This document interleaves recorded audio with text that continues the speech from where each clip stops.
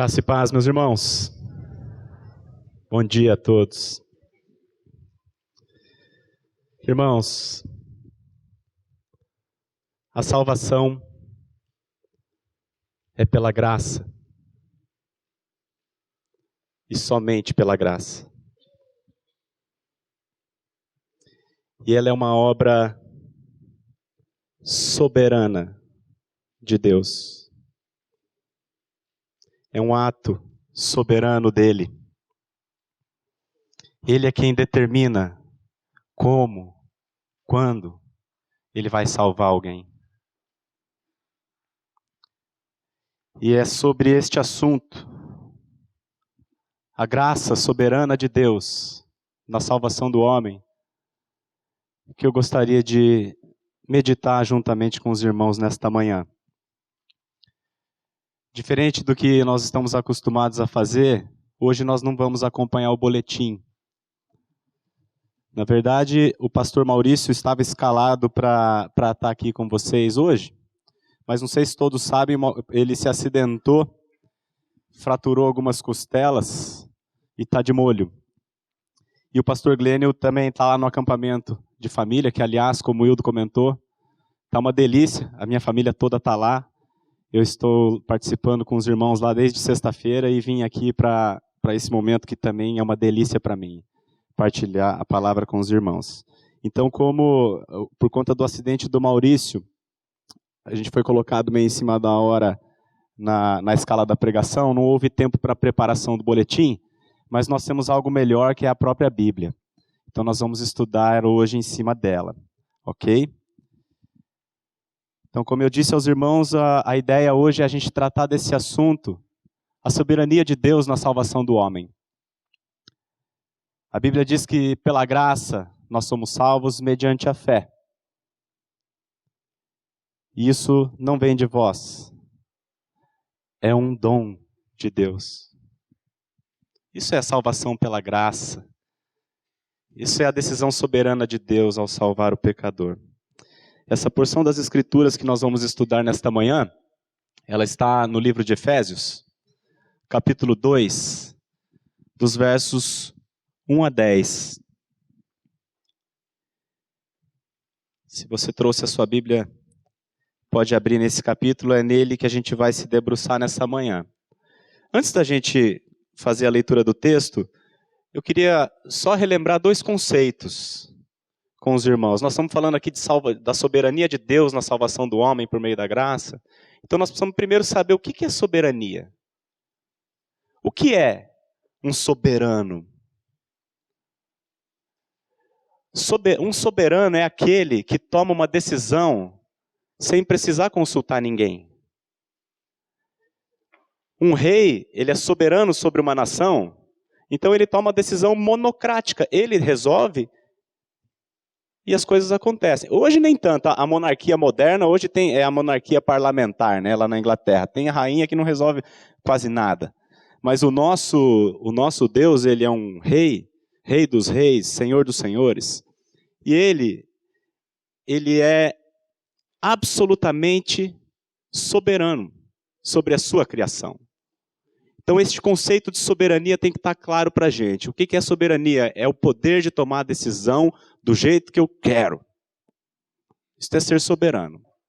E o que é a graça de Deus? Graça é favor imerecido. É Deus dando aquilo que o homem não merece e jamais iria merecer. Então esses dois conceitos precisam estar claros na nossa mente para que a gente compreenda todo o estudo que nós vamos ler. Ok? Então eu vou pedir para os irmãos abrirem a Bíblia em Efésios capítulo 2. Nós vamos ler do 1 ao 10. Eu vou fazer uma primeira leitura corrida. Esse texto fala sobre esse assunto que eu estou introduzindo. E aí depois a gente volta e de maneira mais cadenciada a gente vai estudando pedacinho por pedacinho. Ok? Efésios capítulo 2, de 1 a 10.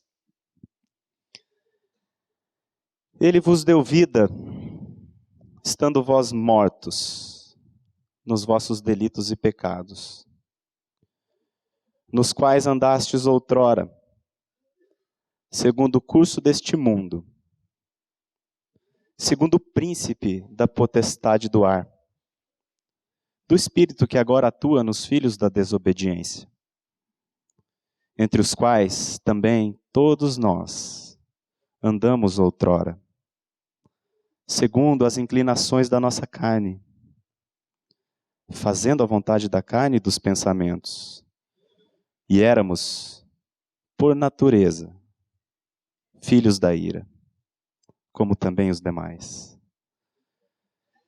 Mas Deus, sendo rico em misericórdia, por causa do grande amor com que nos amou, e estando nós mortos em nossos delitos, nos deu vida, juntamente com Cristo. Pela graça sois salvos. E juntamente com Ele, nos ressuscitou e nos fez assentar nos lugares celestiais em Cristo Jesus, para mostrar nos séculos vindouros a suprema riqueza da sua graça em bondade para conosco em Cristo Jesus. Porque pela graça sois salvos, mediante a fé. Isto não vem de vós, é dom de Deus.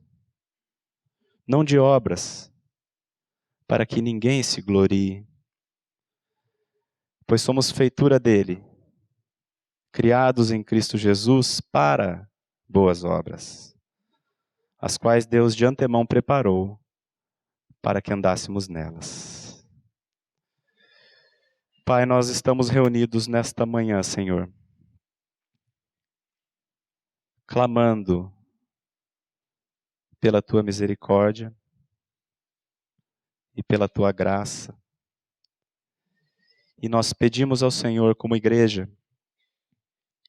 que o Senhor tome a Tua palavra como uma espada afiada e por meio da Tua palavra, o Senhor edifique a Tua igreja. Por meio da Tua palavra, Senhor, nesta manhã, neste momento, edifica-nos para a glória do Teu nome. Faze de nós, ó Pai, verdadeiros adoradores, que Te adorem em espírito e em verdade. Somente Tu, como soberano, pode fazer isso nas nossas vidas aqui. E é o que nós Te pedimos que Tu faças, para a glória do Teu nome e em nome de Jesus. Amém. Irmãos, esse estudo, eu tive o privilégio de estudar essa porção das Escrituras com os jovens há 15 dias atrás. E na semana passada eu também pude estudar esse mesmo texto com a nossa comunidade que está lá no Novo Bandeirantes. E hoje é com muita alegria que eu venho com o restante do nosso povo estudar esta porção da palavra. Eu gosto da palavra de Deus porque ela é absolutamente universal. Eu posso pregar ela a qualquer tempo, para qualquer público, em qualquer situação, que ela é sempre viva e eficaz. Então, quando o Hildo me chamou de última hora, viu, o Maurício quebrou a costela, você tem que pregar lá. Eu falei, tranquilo, irmão, é a palavra. Então, nós estamos aqui diante da palavra para aprendermos por meio dela e para recebermos vida por meio dela. Antes da gente voltar no texto e meditar sobre ele, eu gostaria de contar para vocês o que o Senhor fez, ou o que me levou a querer estudar esse texto. Eu estava, há uns dias atrás, em casa, eu cheguei do trabalho, minha esposa chegou da escola com as crianças. A gente, como sempre, jantou rapidinho ali, tomou banho. Aí eu sentei com os meninos, a gente contou uma história da Bíblia e a gente foi dormir. A Vanessa entrou com a nenezinha para dormir e eu entrei com os dois maiores.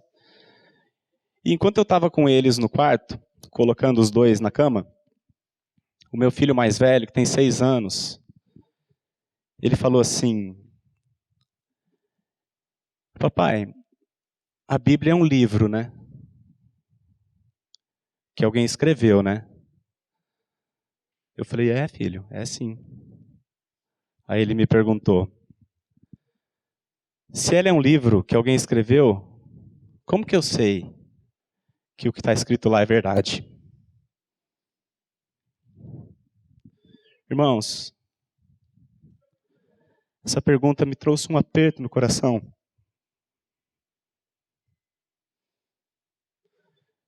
Eu sempre soube que algum dia esse questionamento ele poderia chegar. Sempre soube. Mas quando ele chegou, tão de surpresa,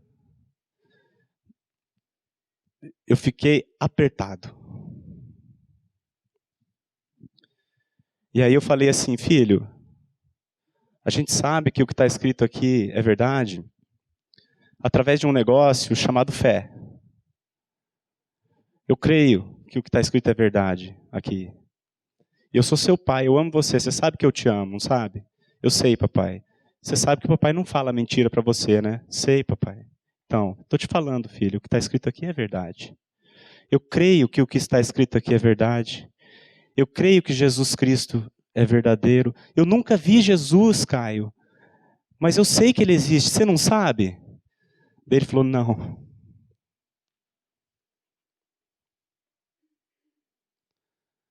Aí eu com o coração apertado, eu já orei ao Senhor com os 2 menininhos. Falei, Senhor, revela aos meus filhos que a tua palavra é a verdade. Somente o Senhor pode fazer isso. Gente, eu tive o privilégio de nascer de novo quando o meu primeiro filho ainda era um bebê. Depois que eu nasci de novo, o meu maior desejo como pai é que todos os meus filhos sejam salvos. Eu quero que os meus filhos conheçam o Senhor como eu tive o privilégio de conhecer. Então, como eu tive a graça de crer no Senhor com meu filho ainda muito pequeno, desde muito pequeno eu prego a palavra para ele.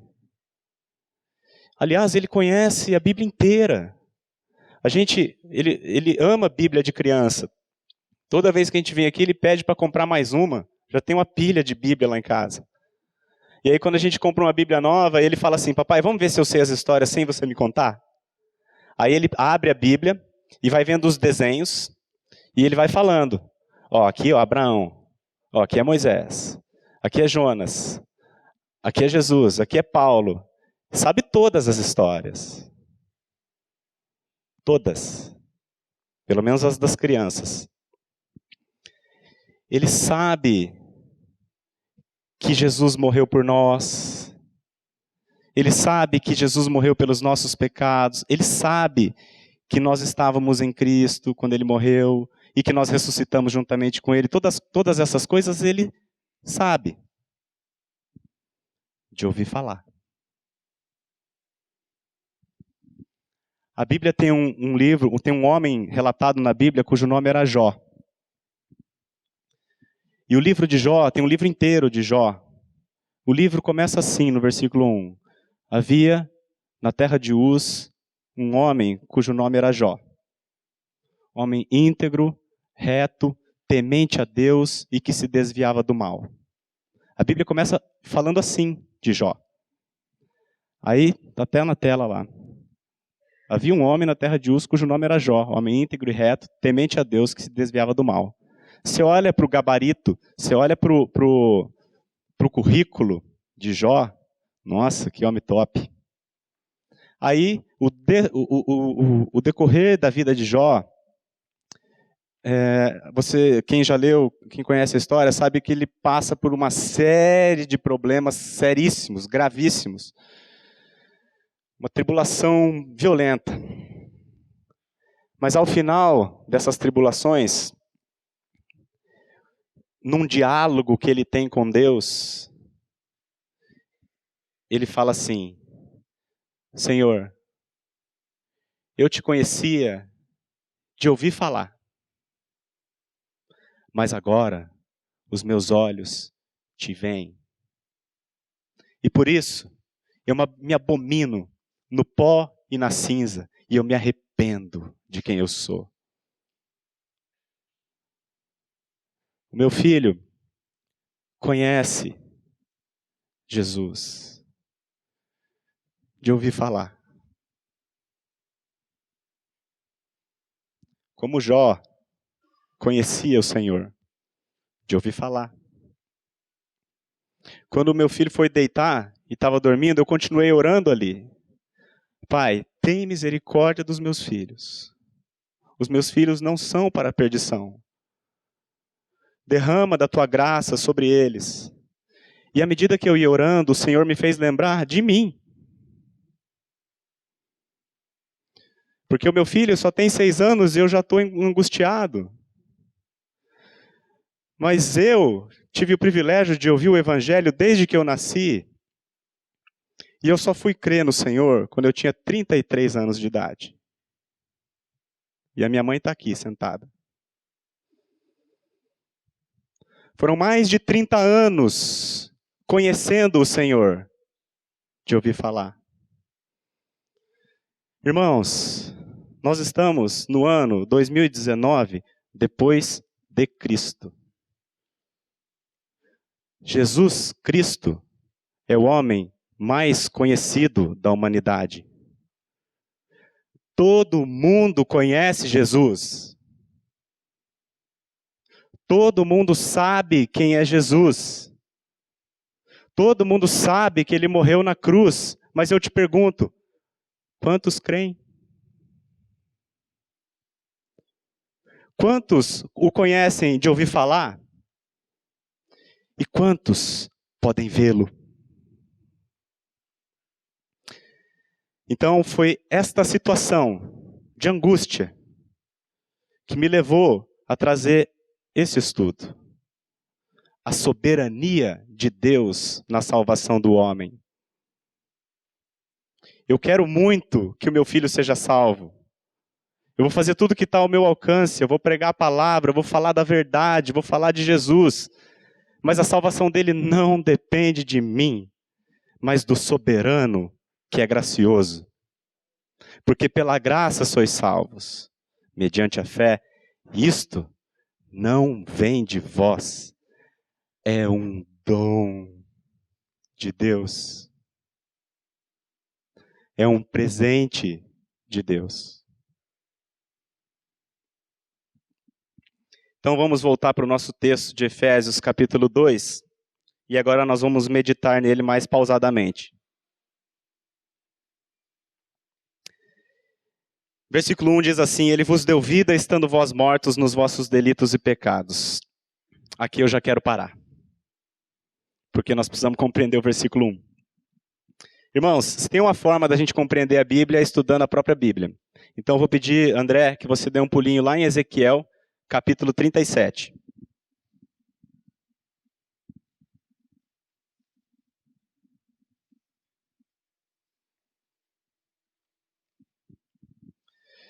Irmãos, isso aqui é uma visão que o Senhor deu ao profeta Ezequiel. Presta atenção, porque como esse aqui não é o texto principal, eu vou fazer uma leitura bem rápida, eu só vou pedir que vocês prestem atenção, porque esta é a palavra de Deus, e é ela que tem o poder de nos edificar. Está na tela? Veio sobre mim, aqui é Ezequiel falando, tá? O profeta. Veio sobre mim a mão do Senhor. Ele me levou pelo Espírito do Senhor e me deixou no meio de um vale que estava cheio de ossos. E me fez andar ao redor deles. Eram muito numerosos na superfície do vale e estavam sequíssimos. Conseguem imaginar a cena, irmãos?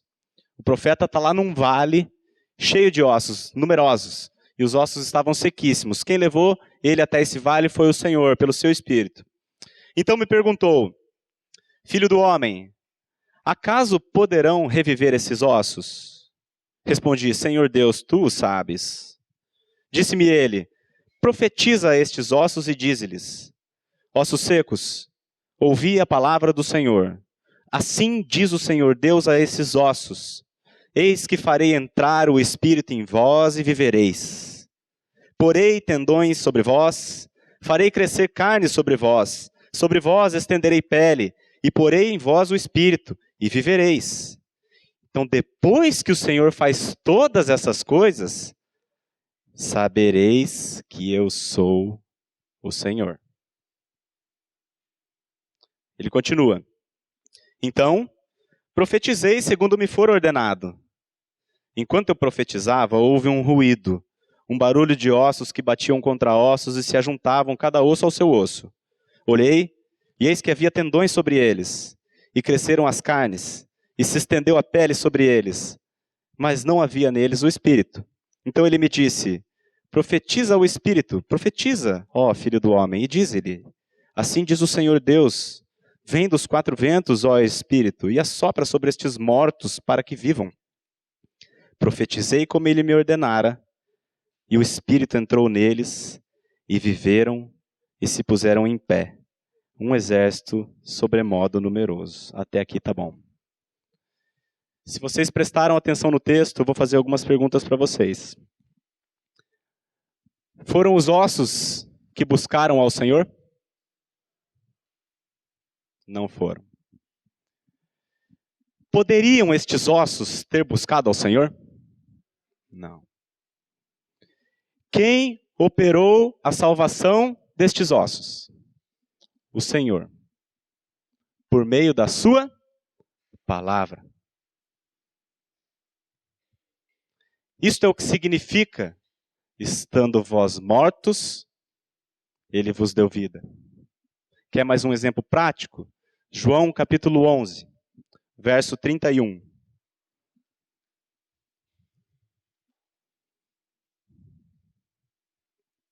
Só para dar o contexto, Jesus tinha alguns amigos na cidade chamada Betânia.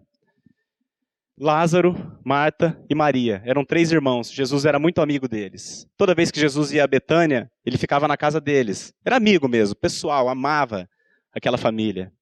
E aconteceu que Lázaro morreu. Aí as irmãs do morto mandaram chamar Jesus. E Jesus chega. E é nesse contexto que nós vamos ler essa passagem aqui. Também vou ler rapidamente, porque ela não é a nossa passagem foco. Os judeus que estavam com Maria em casa e a consolavam, vendo-a levantar-se depressa e sair, seguiram-na, supondo que ela ia ao túmulo para chorar.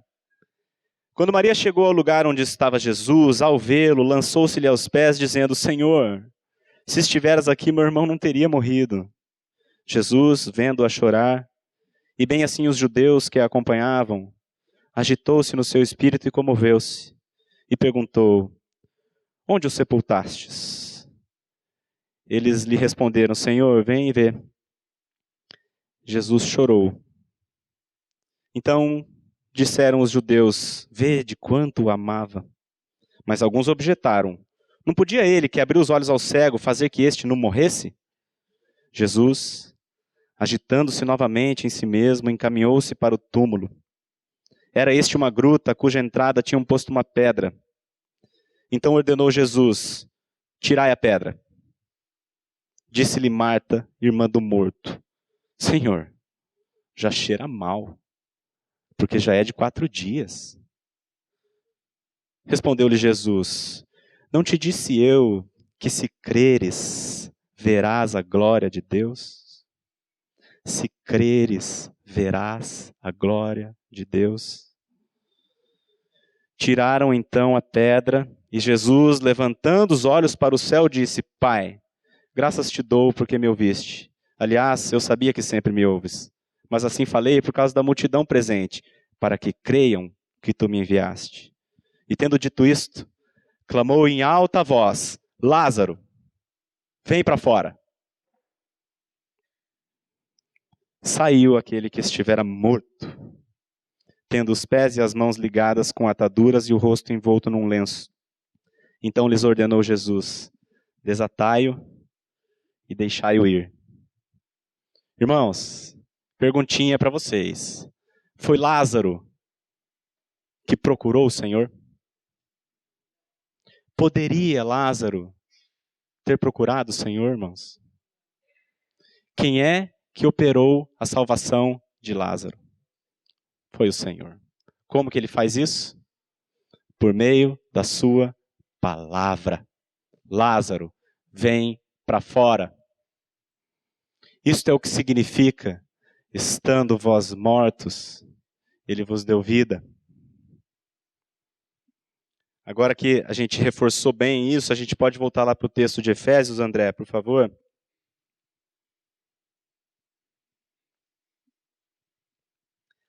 Que diz que ele vos deu vida estando vós mortos. Lembrando que essa carta ele escreveu aos crentes de Éfeso. Essa carta ela começa lá no primeiro versículo dela, capítulo 1, verso 1, começa assim: aos crentes e fiéis em Cristo Jesus que estão em Éfeso. Ou seja, ele destinou esta carta a todos aqueles que passaram da morte para a vida. Ele destinou esta carta aos que creram na graça, na sua salvação e estão vivos agora. Então ele diz para esse povo que antes estava morto e agora está vivo, ele diz: ele vos deu vida estando vós mortos nos vossos delitos e pecados, nos quais andastes outrora, segundo o curso deste mundo, segundo o príncipe da potestade do ar. Sabe quem é o príncipe da potestade do ar? Satanás. É um título dele, mas o nome aqui prático, na prática, é Satanás. Pessoas andavam segundo Satanás, segundo o Espírito que agora atua nos filhos da desobediência, entre os quais também todos nós andamos outrora, segundo as inclinações da nossa carne, fazendo a vontade da carne e dos pensamentos, e éramos, por natureza, por nascimento, não por nada que fazemos ou deixamos de fazer, mas por nascimento, filhos da ira de Deus, merecedores da sua ira, merecedores da condenação, da justa condenação daquele que é justo. Esta é a nossa condição por natureza. Então é assim que andavam os efésios, mortos, segundo o curso deste mundo, igual todo mundo, segundo o príncipe da potestade do ar, segundo o diabo, fazendo a vontade da carne, do pensamento, eu faço o que eu quero, eu faço o que me dá prazer. Assim éramos todos nós, não apenas os efésios. Mas Paulo se inclui aqui no verso 3, ele se inclui dizendo, entre os quais também todos nós andamos outrora. Os versos de 1 a 3, meus irmãos, é o diagnóstico a meu respeito e ao seu respeito e a respeito de todo aquele que nasceu aqui nessa terra. Mortos. E aí, para você, a gente citou 2 exemplos bíblicos do que é estar morto. O exemplo dos ossos secos e o exemplo de Lázaro. Mas lá nos ossos foi uma visão. Apenas uma visão que o Senhor deu a Ezequiel. E Lázaro, nós vimos uma ressurreição física. Agora, eu quero mostrar para vocês um exemplo bíblico de uma ressurreição espiritual. Sabe de quem? Do próprio autor desta carta, Saulo, ou Paulo. Então eu quero rapidamente ver com os irmãos como é que este homem que que discerniu essas coisas, como que ele era morto e agora vivo. Atos, capítulo 7. Só para vocês entenderem, irmãos, está lá no título, a morte de Estevão. Sabe quem foi Estevão? O primeiro mártir da história da igreja. O primeiro homem que morreu, que foi assassinado por amor a Cristo. O primeiro homem que, por confessar a sua fé, foi morto. E aí que nós vamos ler rapidamente como é que foi essa morte. Ele estava lá no Sinédrio e ele fez uma pregação maravilhosa, que depois vocês podem ler o capítulo 7 de Atos. Ele prega a Bíblia inteira em 10 minutos, com uma maestria, porque é o Espírito que estava falando por ele. Ele prega, ele dá uma aula para aqueles religiosos do que é Cristo, do que é o Evangelho, o que é a salvação, o que é a graça. Depois que ele faz todas essas coisas, a gente chega nessa parte aqui. Ouvindo eles isso, os fariseus, os religiosos, ouvindo eles isto, enfureciam-se no seu coração e rilhavam os dentes contra ele. Mas Estevão, cheio do Espírito Santo, fitou os olhos no céu e viu a glória de Deus. Viu a glória de Deus e Jesus. Eu te conhecia de ouvir falar, mas agora os meus olhos te veem. Marta, eu não te falei que se tu creres, verás a glória de Deus. E aí ele, fitando os olhos aos céus, viu a glória de Deus e Jesus que estava à sua direita e disse: eis que eu vejo os céus abertos e o Filho do Homem em pé à destra de Deus. Eles, porém, clamando em alta voz, taparam os ouvidos e, unânimes, arremeteram contra ele. E, lançando-o fora da cidade, o apedrejaram. As testemunhas deixaram suas vestes aos pés de um jovem chamado Saulo. E apedrejavam Estevão, que invocava e dizia: Senhor Jesus, recebe o meu espírito. Então, ajoelhando-se, clamou em alta voz: Senhor, não lhes imputes este pecado. Com estas palavras, adormeceu. E aí, no 8:1, pode descer, Saulo consentia na sua morte. Então, irmãos, a cena é o seguinte: o primeiro cristão a ser morto, pregou a palavra, confessou Jesus, as pessoas com raiva dele: vai morrer, você vai morrer. Levam ele para fora da cidade. Para apedrejá-lo, tinha que ter mais liberdade para poder jogar pedra com mais força. Saulo, você segura aqui minha blusa, fazendo um favor? Segura aqui meu casaco. Saulo, deixa comigo. E Saulo presenciou, aprovou e consentiu na morte de Estevão. E aí eu vou só ler mais um pouquinho, aí no 8 mesmo, diz assim: naquele dia, no dia que mataram Estevão, levantou-se grande perseguição contra a igreja em Jerusalém. E todos, exceto os apóstolos, foram dispersos pelas regiões da Judéia e Samaria. Alguns homens piedosos sepultaram Estevão e fizeram um grande pranto sobre ele. Saulo, porém, assolava a igreja, entrando pelas casas e arrastando homens e mulheres, encerrava-os no cárcere. Sabe o que Saulo fazia? Entrava na... você crê? Então tá. Entrava chutando a porta. Você crê? Pelo cabelo, arrastava para fora. E botava na cadeia. E consentia na morte. Este era Saulo. Agora, irmãos, vamos ver a conversão dele, porque este é o Saulo morto. Pula um capítulo e vai para Atos 9.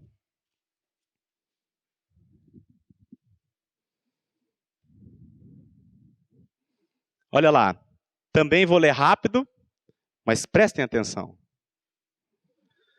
Saulo, respirando ainda ameaças e morte. Saulo com raiva no coração, com ódio de Jesus, odiando os seus discípulos e desejando a sua morte e arrastando-os, colocando-os no cárcere. Este Saulo, respirando ainda ameaças e morte contra os discípulos do Senhor, dirigiu-se ao sumo sacerdote e lhe pediu cartas para as sinagogas de Damasco, a fim de que, caso achasse alguns que eram do caminho, ou seja, cristãos, assim homens como mulheres, os levasse presos para Jerusalém. Seguindo ele estrada fora, ao aproximar-se de Damasco, subitamente uma luz do céu brilhou ao seu redor. E caindo por terra, ouviu uma voz que lhe dizia: Saulo, Saulo, por que me persegues? Ele perguntou: quem és tu, Senhor? E a resposta foi: eu sou Jesus, a quem tu persegues. Mas levanta-te e entra na cidade, onde te dirão o que te convém fazer. Os seus companheiros de viagem pararam emudecidos, ouvindo a voz, não vendo, contudo, ninguém. Então apareceu uma grande luz, mas só um viu. Só Saulo. Hoje os meus olhos te veem. Então se levantou Saulo da terra e, abrindo os olhos, nada podia ver. E guiando-o pela mão, levaram-no para Damasco. Esteve 3 dias sem ver, durante os quais nada comeu nem bebeu. Ora, havia em Damasco um discípulo chamado Ananias. Disse-lhe o Senhor numa visão: Ananias. Ao que lhe respondeu: Eis-me aqui, Senhor. Então o Senhor lhe ordenou: Dispõe-te e vai à rua que se chama Direita, e na casa de Judas procura por Saulo, apelidado de Tarso, pois ele está orando. E viu entrar um homem chamado Ananias, e impor-lhe as mãos para que recuperasse a vista. Agora, olha a postura de Ananias diante do Senhor. Ananias, porém, respondeu: Senhor, de muitos eu tenho ouvido a respeito deste homem. Quantos males tem feito aos teus santos em Jerusalém, e para aqui trouxe autorização dos principais sacerdotes para prender a todos quantos invocam o teu nome. Mas o Senhor lhe disse: Vai, porque este é para mim um instrumento escolhido para levar o meu nome perante os gentios e reis, bem como perante os filhos de Israel. Pois eu lhe mostrarei quanto lhe importa sofrer pelo meu nome. Então Ananias foi e, entrando na casa, impôs sobre ele as mãos, dizendo: Saulo, irmão, o Senhor me enviou, a saber, o próprio Jesus, que te apareceu no caminho por onde vinhas, para que recuperes a vista e fiques cheio do Espírito Santo. E imediatamente lhe caíram dos olhos como que umas escamas e tornou a ver. A seguir, levantou-se e foi batizado, e depois de ter se alimentado, sentiu-se fortalecido. Então permaneceu em Damasco alguns dias com os discípulos. Aí sabe o que é legal? Olha no outro versículo. Logo, pregava a Jesus, afirmando que este é o Filho de Deus. Irmãos, pergunta para vocês: foi Saulo que se converteu? Foi Saulo que buscou o Senhor? E detalhe, Saulo era conhecedor de Bíblia, tá? O fariseu conhece Bíblia de cor.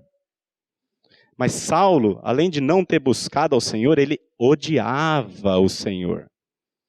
E procurava todos que eram do caminho para arrastá-los até a prisão, até o cárcere. Então irmãos, esta é a realidade acerca do homem. Dos versos 1 a 3 de Efésios, pode voltar, André, então lá no nosso texto base, o verso de 1 a 3 de Efésios, ele dá o nosso diagnóstico. Inimigos de Deus. Todos nós andamos segundo o curso deste mundo, fazendo a vontade da carne, a vontade dos pensamentos, segundo o príncipe da potestade do ar, e éramos, por natureza, filhos da ira. Nós, todos, infelizmente, nascemos mortos espiritualmente, incapazes de ver a Deus. Por isso que Jesus diz assim: quem não nascer de novo não pode ver o reino de Deus.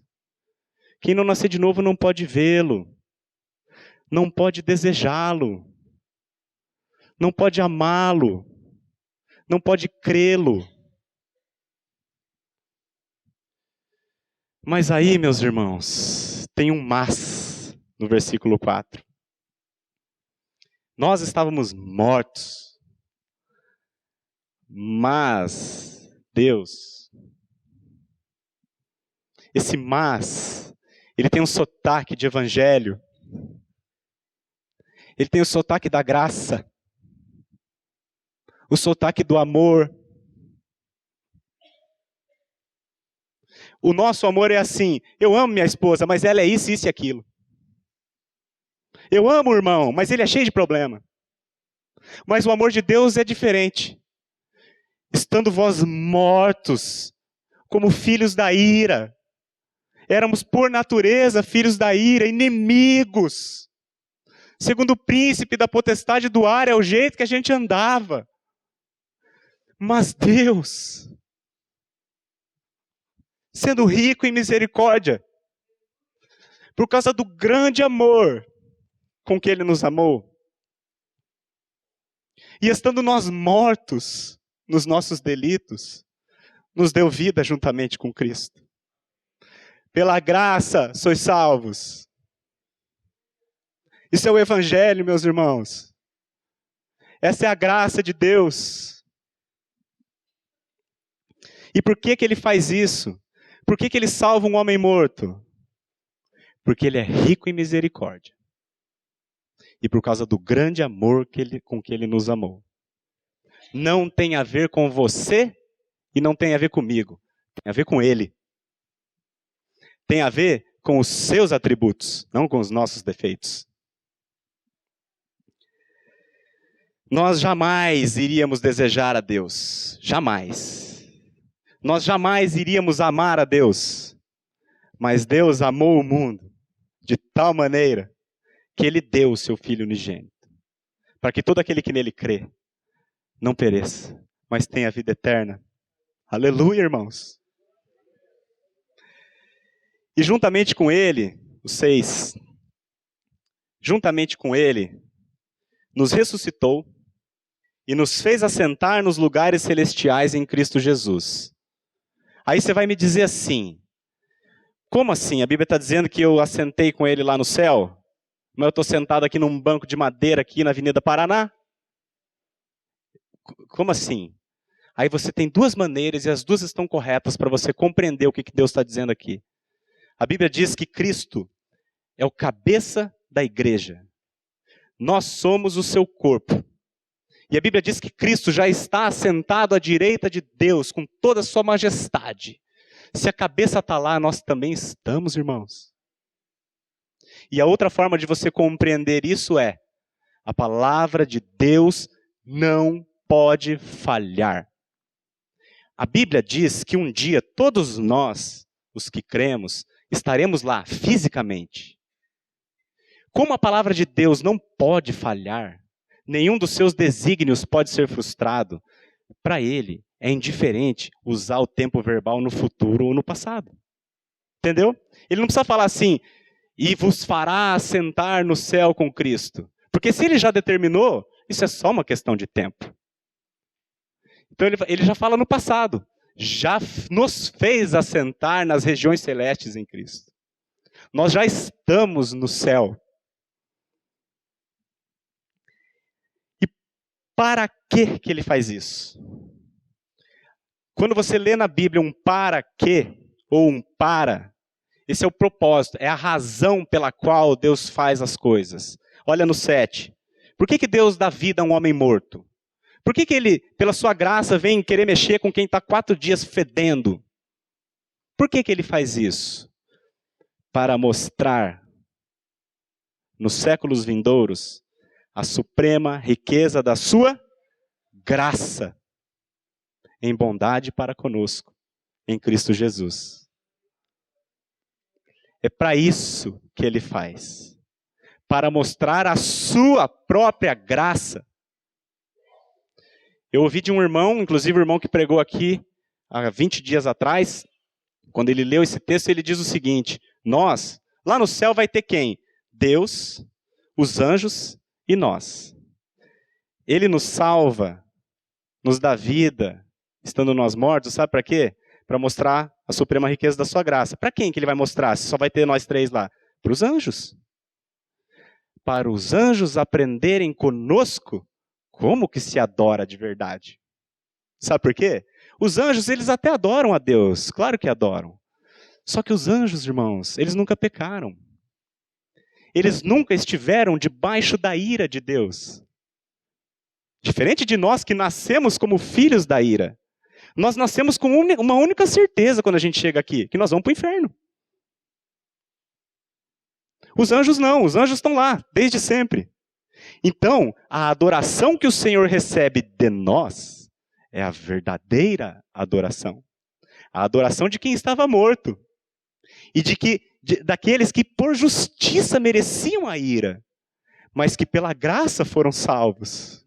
Então nós vamos mostrar nos séculos vindouros para os anjos como que se adora. Compreenderam, irmãos, por que Deus salva? Deus salva.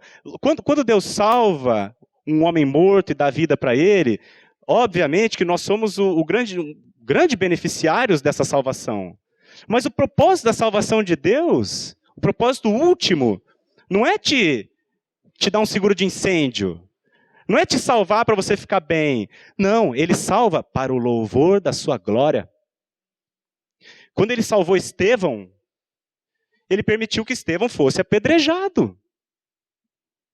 Ele não salvou Estevão para ter um confortinho aqui. Ele salvou Estevão para o louvor da sua glória. Porque mediante a morte de Estevão, Saulo creu. Compreende, irmão? Quando aquele homem louco, morto, estava vendo Estevão ser apedrejado.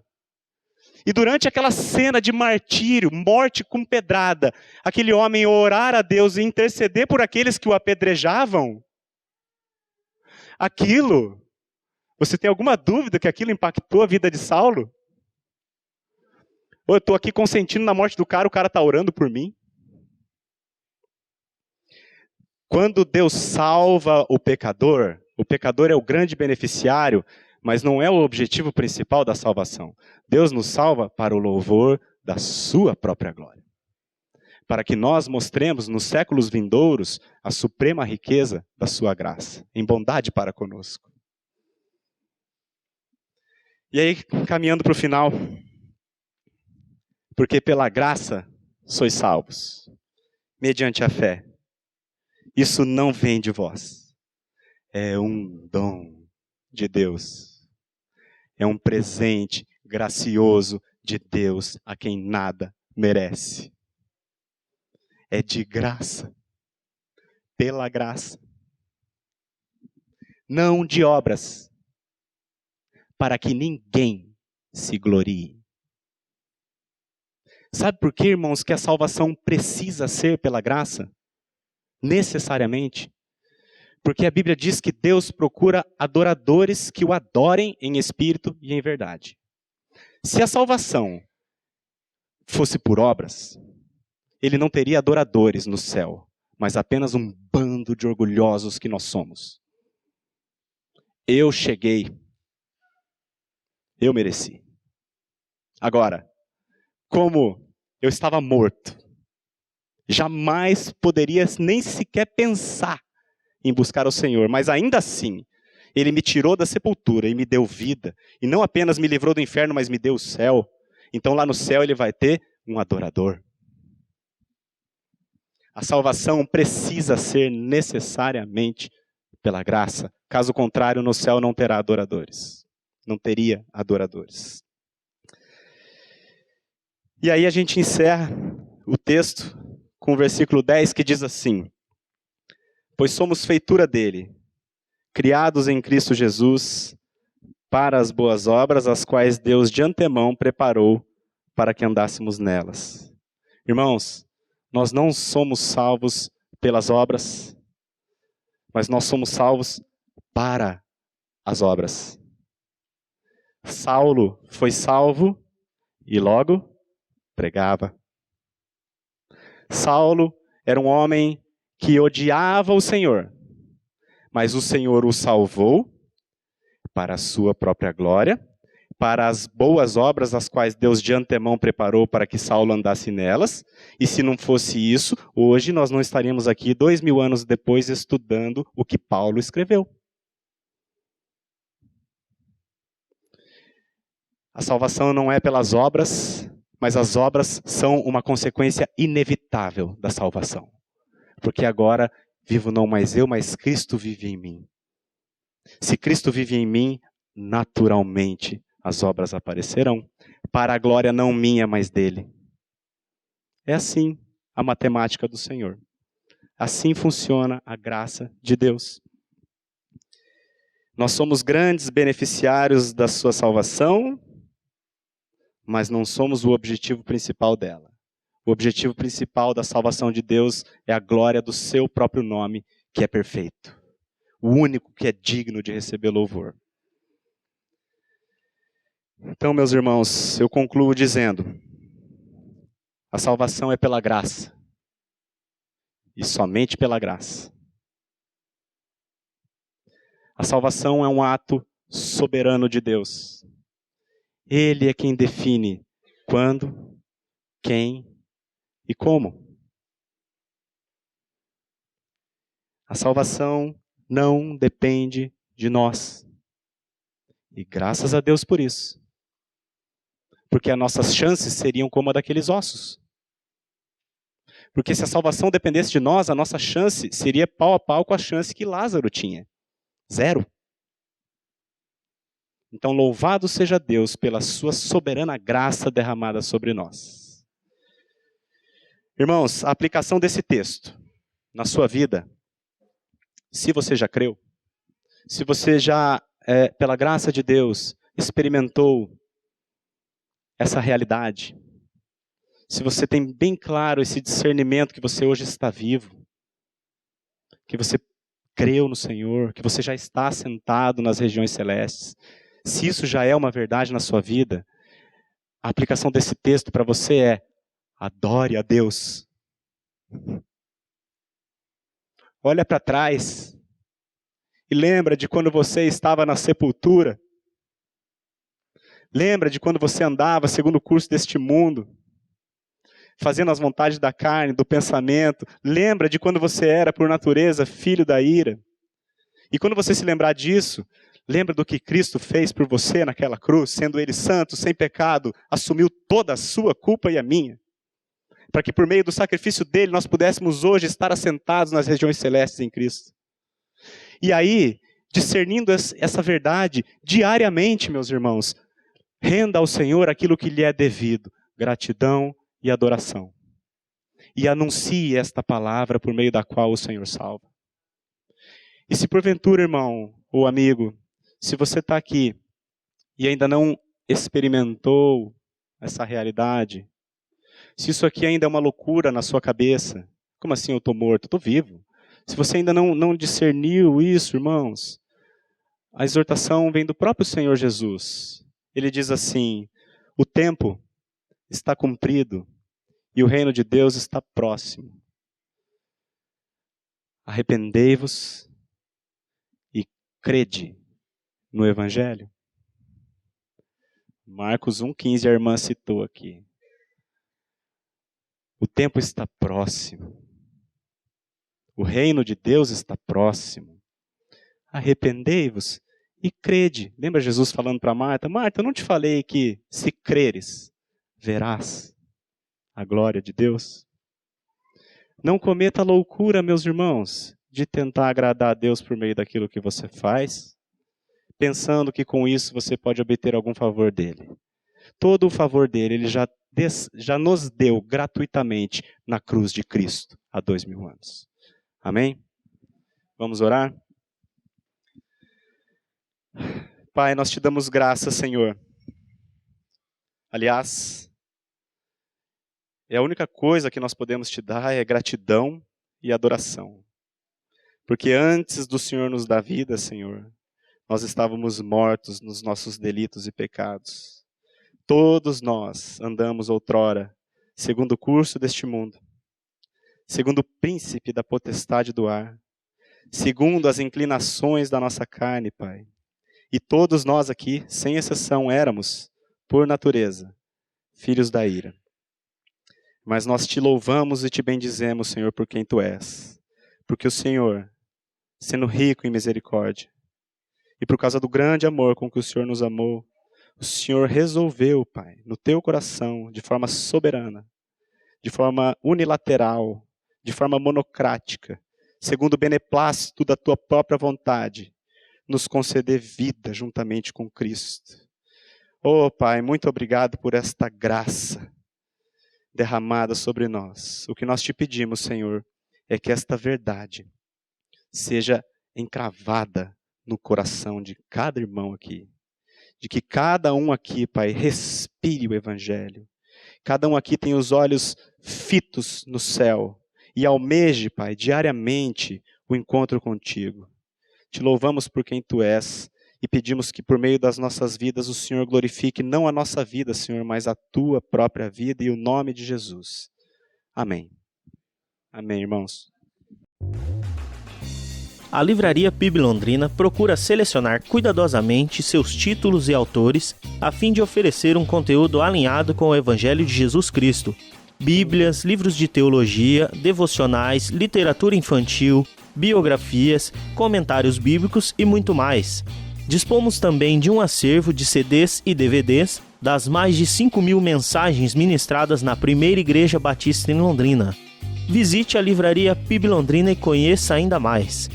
Livraria PIB Londrina, de segunda a sexta, das 13h30 às 18h. Endereço na Avenida Paraná, 76A, próximo ao Calçadão, bem no centro de Londrina.